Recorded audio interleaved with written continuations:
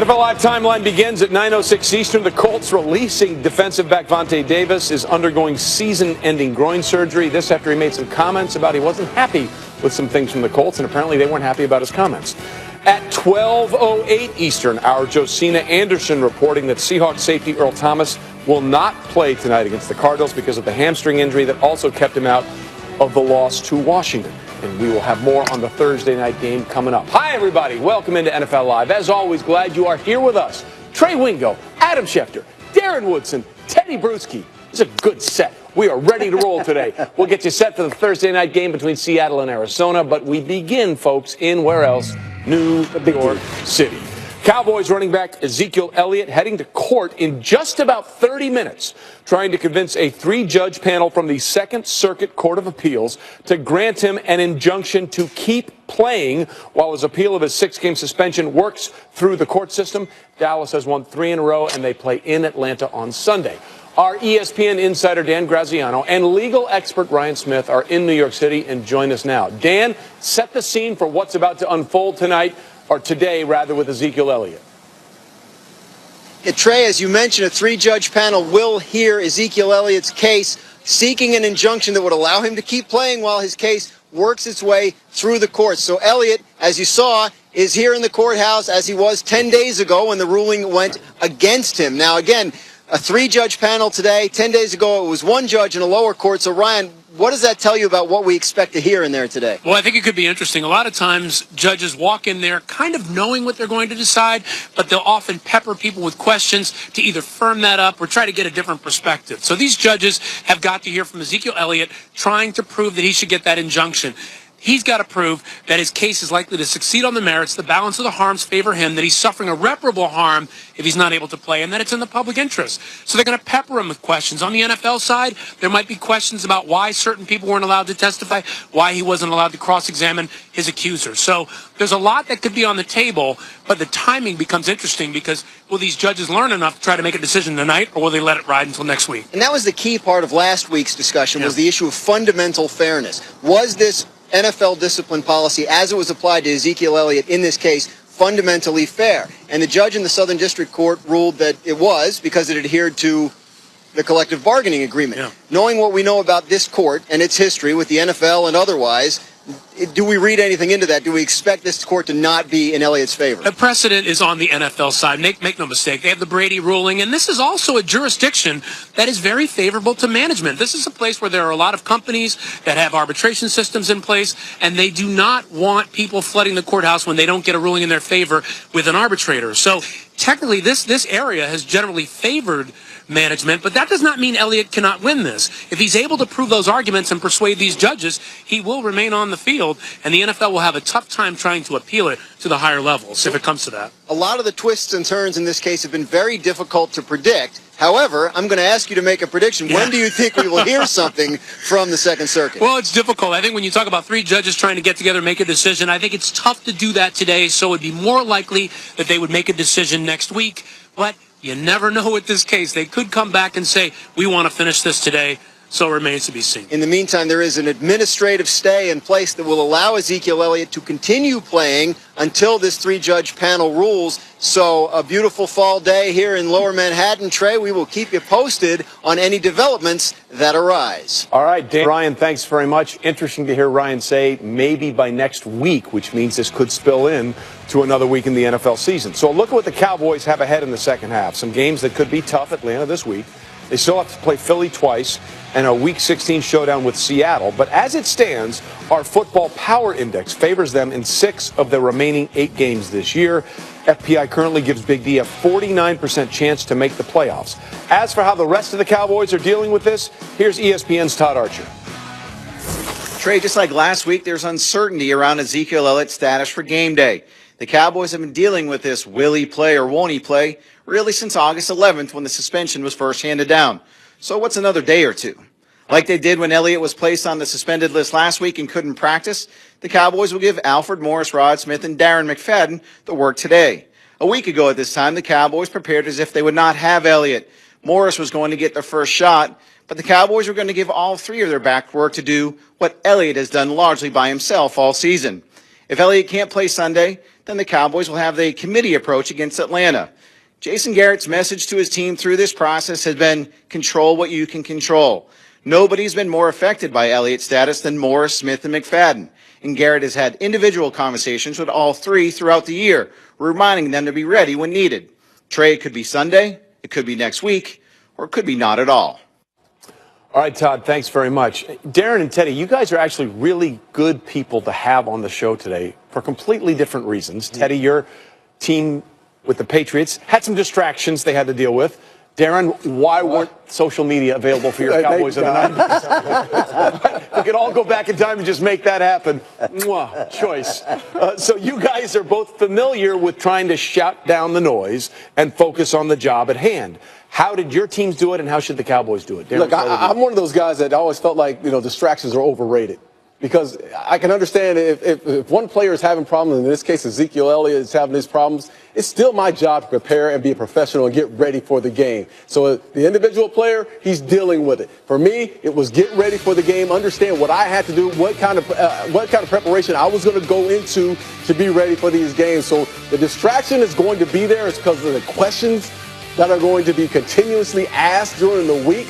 But at the same time, we are creatures of habit in the locker room, and guys will prepare and be ready to play this week. And also, within the locker room, whatever it may be, any type of adversity you're going with, publicly, privately, whatever, it brings teams together. And that's what it did with us, and I hope that's probably what it's going to do with the Dallas Cowboys. They can rally around Zeke if they have him, if they don't have him. I think the indecision is something that they're probably used to by now. Right. Ever since August, like Archer was saying, we don't know if he's here, we don't know if he's not here, but one thing is this: we play together and get motivated by it and rally around the player or the team or the situation where people are attacking us from outside. So that's one type of way a team can handle these things. But I'm sure the Dallas Cowboys are used to it now. If he plays, he plays. If not, we're gonna hand the ball to whoever's back there. Look, you guys have been a part of this, so you know it firsthand. But the fact of the matter is the Dallas Cowboys dealt with this last week and went out and beat the Kansas City Chiefs handily. So to me, when you don't win,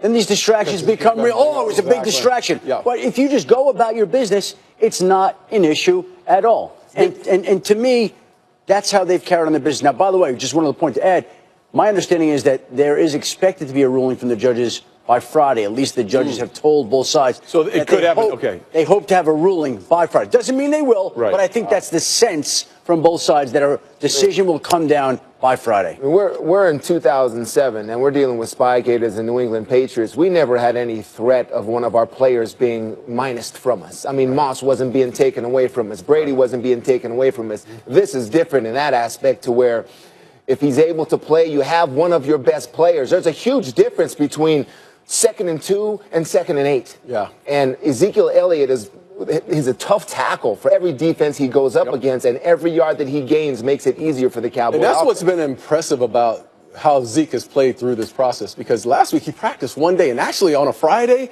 it's just shells. You're not really doing much. So you could make the case that actually helps him going forward through the back half of the season. But as a player, Brady last year missing 4 games. Yeah, but as a player, you have to get those mental reps. Even as he's still a young guy, you have to get those mental reps, whether it be pass pro or running or new plays that are being installed. You still have to get that process through. But he's been 90% of the offense even through this process. But there's one thing that's going through my mind. If you eventually lose, when will it be? Yeah. Right. Will it be in December? Will it be that latter part of the game where we got to have you now? This is when we have to win. That would be hard. And how about this?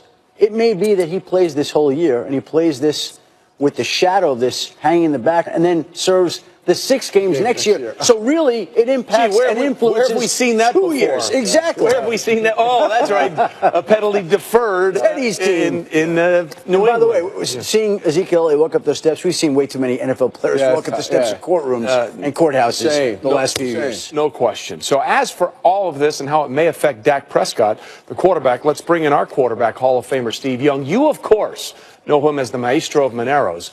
Steve, let's talk about Dak specifically, whether or not Ezekiel Elliott plays. Let's talk about what we've seen out of Dak so far this year. Have you seen him grow more into the role of being the leader of this team? Yeah, I think that, I really, we were amazed last year, and I think that he's extended on it, which is great news in his second year. You also see a guy that's being asked to run a balanced attack. And when you're asked to run a balanced attack, all of a sudden that gets unbalanced like it was in Denver.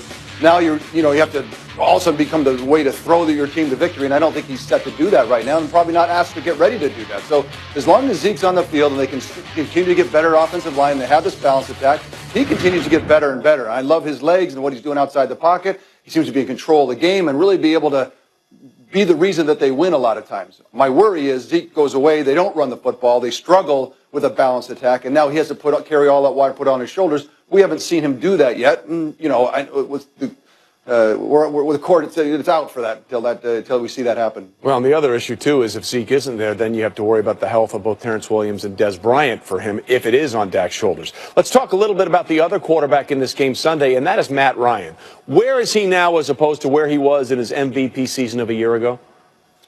I mean, I don't know what it is about Matt that, got a new offensive coordinator, Steve Sarkisian. We know that Kyle Shanahan, they had to, struggles early in their relationship, and then they kind of found their way. And now a new offensive coordinator, it feels like it's the same kind of scenario where it's going to take some time to figure out Matt's guardrails. And clearly Matt has some tighter guardrails around play calling, what he likes to do, how to make the combination of plays, and try to get him moving because he's not playing as well. I don't know that but I think it's more a philosophical problem than it is a strategic problem rather than a fundamental problem on the field. And so I think that the first half of the season, you got to figure that Steve's figured out how to work with Matt better, and we'll see a second half significantly better than we saw in the first half. And I think that starts hopefully this week because otherwise the season starts to slip away.